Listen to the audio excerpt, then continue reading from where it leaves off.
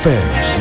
Walang kinikilingan, walang pinoprotektahan, walang kasinungalingan, serbisyong totoo lang.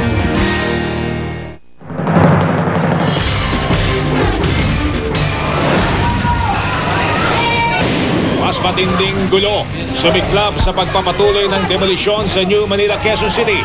Ilang residente, hindi inatrasan ang demolition team. Mga eksperto, nangangamba sa pagkalat ng bagong superbug gene na kapag humalo sa bakterya, hindi natatabla ng anumang gamot. Kaso ng dengue, tumaas ng halos 50%. DOH, sinisi ang pag-iimbak ng tubig na hindi natatakpan ng maayos. 3 buwang gulang na sanggol, nahulog sa ilog sa Quezon City. BIR, nagisa sa Senado dahil sa mali-mali umanong interpretasyon sa batas tungkol sa ibat. Sisigilin buwi sa SLEX, aabot hanggang 15%. Pamamahagi ng financial assistance sa mga manggagawa ng Hacienda Luisita. Tinagsa, pero perang natanggap ng ilan. Halos hindi raw naramdaman. Ano bang mararating ng sandaan nyo?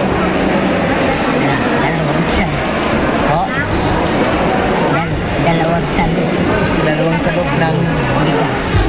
Pagpatay sa mga asong kalye sa pamagitan po ng usok ng tambutso. Patuloy pa rin sa kabila ng pagkondina ng mga animal rights groups. Charis! Tampok sa online US magazine na 17. Nagkwento tungkol sa audition niya sa Glee. At Regine Velasquez, ano kayang reaksyon sa posibleng target din siya ng grupong nagtangkang dumukot sa ama ni Sara Geronimo?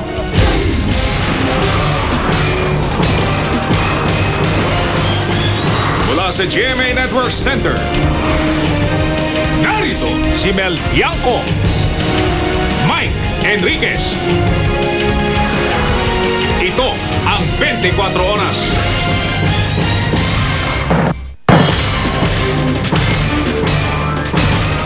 Magandang gabi po, nauwi sa mas matinding kaguluhan ang ikalawang araw ng demolisyon sa New Manila sa Quezon City. Ang mga residente kasi hindi matinag. May tear gas, may pillbox at pasintabi lang po sa mga naghahapunan.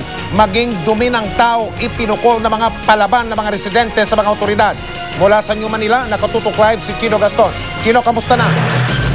Mike, matapos matigil kahapon, natuloy din kaninang tanghali ang demolition ng mga bahay ng mga informal settlers dito sa 6th and 7th Street sa New Manila, Quezon City.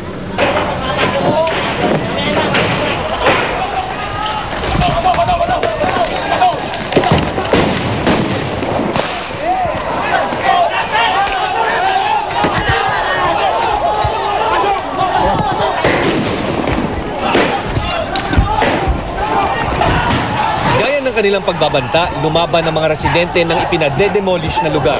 Gamit ang mga pillbox, bato at kahoy, sinubukan ng mga residenteng manlaban sa mga pumasok ng mga SWAT team ng Quezon City Police District.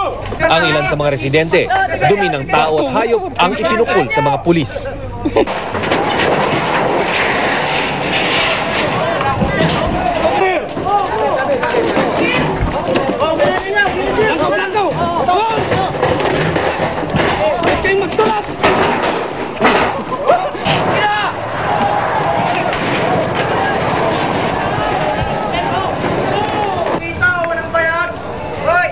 Ilang beses nag-warning shot ang mga pulis para mapaatras ang mga galit na mga residente.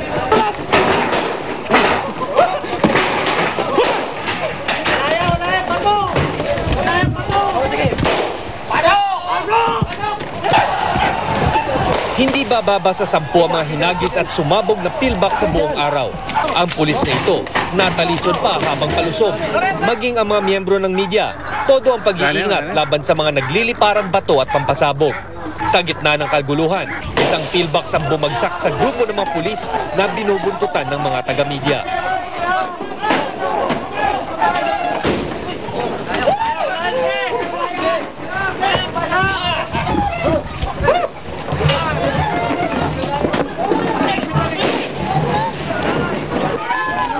Nang Napasok na ng mga demolition team ang lugar, ang mga dating nag-aalam sa galit ng mga residente, naiyak na lang habang binabaklas ang kanilang mga bahay. Kulas! Wala ako, di kami kasama dito! Labas sa amin, pinalalabas kayo! Wala!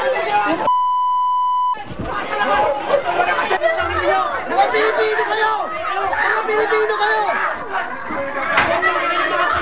Ano ginagawa nyo dito sa amin?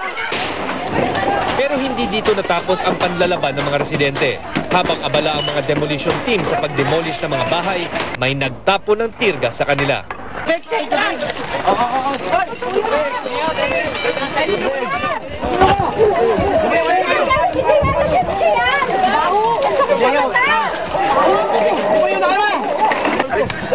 Ang mga tinamaan ng tirgas, halos himatayin habang nilalapatan ng Pangunang Lunas ng mga medical team. Maging ang aming cameraman na si Lando San Jose at assistant niyang si Loreto Alair, nakalanghap din ng tirgas.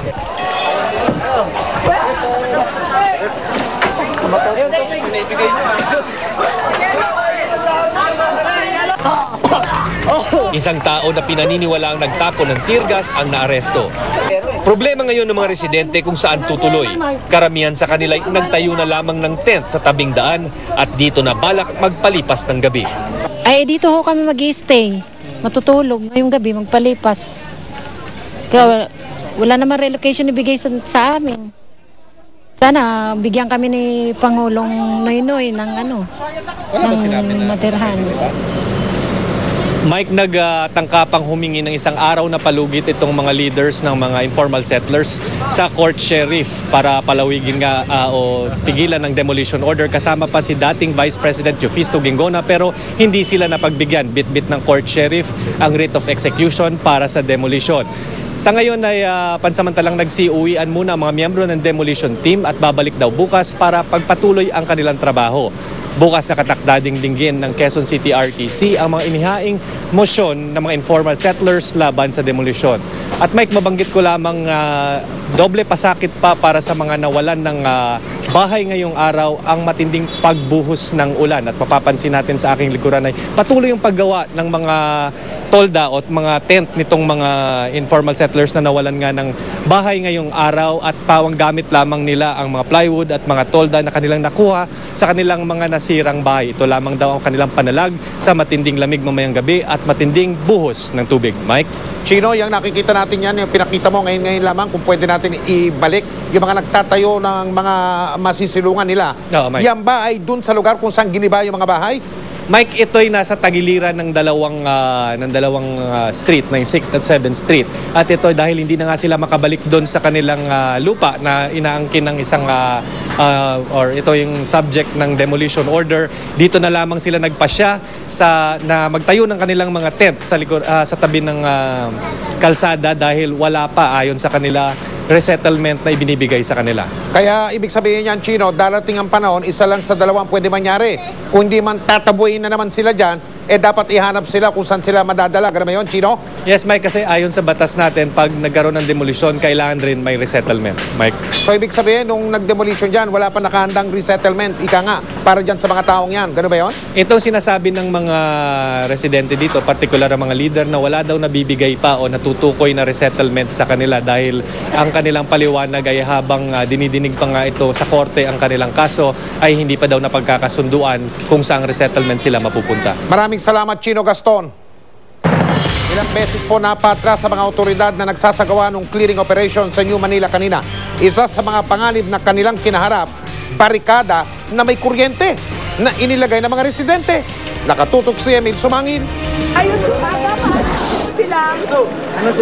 Nang bumagsak ang negosasyon sa pagitan ng mga sinasabing kinatawan ng mga may-ari ng lupa at ng mga residenteng tatamaan ng demolisyon, nagsimula na ang tensyon.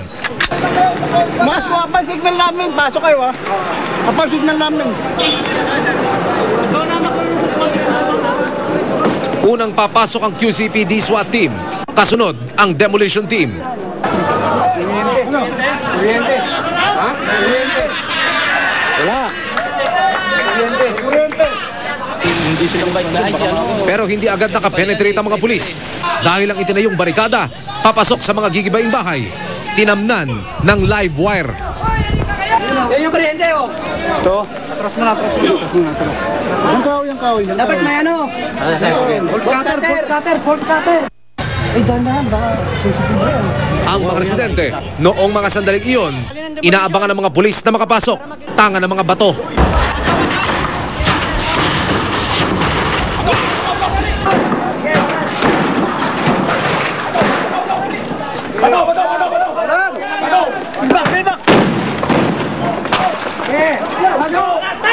Nang magiba na ang barikada, magkakasunod na pagsabog na ang aming narinig at nakita.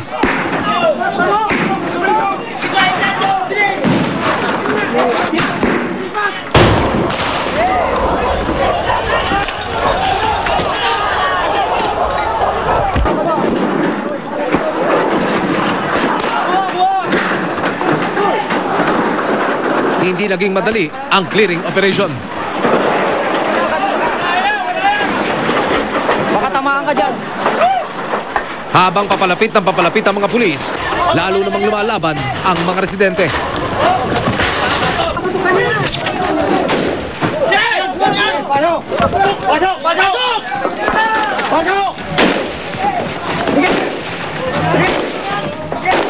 Maya-maya pa,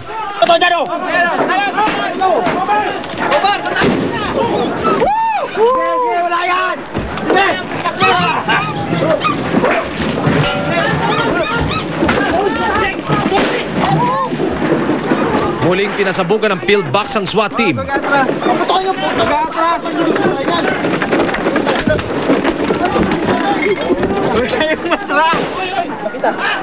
Kaya ang demolition team, tila ba dahil sa takot, napatakbo na lamang paatras. Mga ito, hoy! Ano kaya na? Yan na!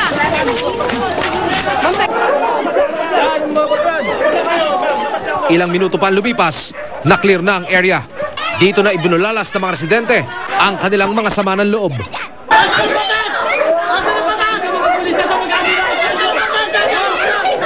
Maydol! Magpakita ka dito! Kung lalaki ka!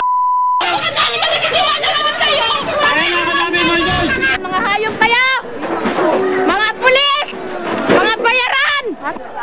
Ang isa pa sa mga residente, sinasabing inatake. Kapatid ko! Ilalaki na mo! Ako kayo! Isa rin pulis ang nasugatan. Humingi sila ng saklolo sa PNP medical team. Kagabi pa lamang batid ng mauwi muli sa tensyon ang demolisyon. Bukod sa mga banta, 6 na magkakasunod na pagsabog ang naulinigan kaninang umaga kung saan 6 ring miyembro ng demolition team ang nasugatan. Dahil dito, ninervyos ang ilan sa kanila. Nagpasya na lamang umuwi kahit hindi na tumanggap ng pera. Emil Sumangil, Nakatutok, 24 Oras.